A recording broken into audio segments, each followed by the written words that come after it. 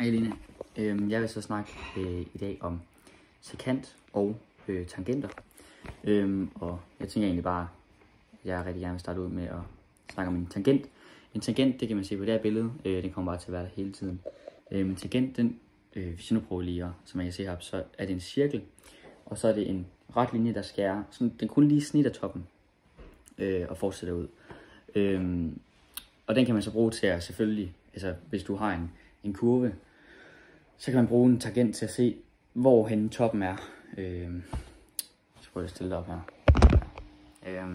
Kan du bruge til at vurdere, hvor henne den skærer, hvor henne toppen på kurven den er henne. Og det er jo så også toppen, så det kan ikke nå ikke højere end det. Og den kan man jo bruge til mange gode. Hvis du for eksempel har lad os sige, det er en virksomhed, der bruger den, så kan de se, hvor meget salg de har. For eksempel gennem flere år, så er de, lad os sige, der er en kurve for eksempel for 10 år af en virksomhed. Hvordan man kan se, hvordan salget det er både steget og faldet. Og der kan de selvfølgelig så bruge en sekant til at se, hvilke år har de været bedst. De kan også bruge det til hvert år, hvornår på, lad os sige, på året det topper.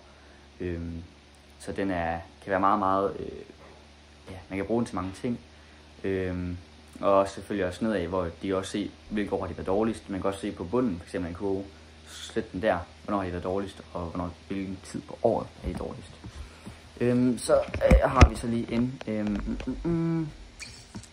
så har vi en sekant. En sekant, det er sådan op på billedet, der har vi sådan en cirkel, så er det en, der skærer 2 punkter.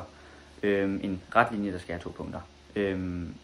Og den kan bruges til at undersøge og beskrive forhold og skæringspunkter inden for geometrien.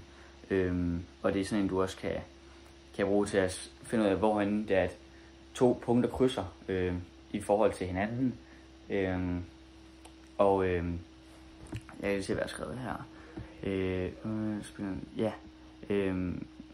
Og det kan, vi kan bruge hjælp det til at analysere og forstå det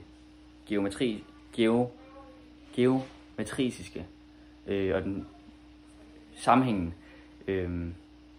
inden for de discipliner, hvor man kan se, hvorhen er det så, at man kan sætte en linje, og hvor lang afstand er der mellem dem. Hvor skærer den første gang, hvor skærer den anden gang.